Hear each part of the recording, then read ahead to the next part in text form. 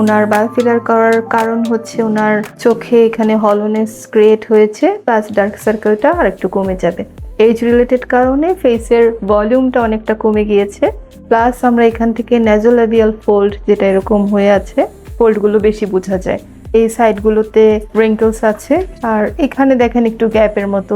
Age related কারণে যত ফ্যাটগুলো dissolved হয়ে যায় তত এরকম একটা ভলিউম সৃষ্টি হয়। তো আমরা বায়োফিলারের মাধ্যমে ওনার ফেসটাকে 25 ইয়ার্সের একটা মেয়ের মতো রিজুভিনেটেড করে দিব।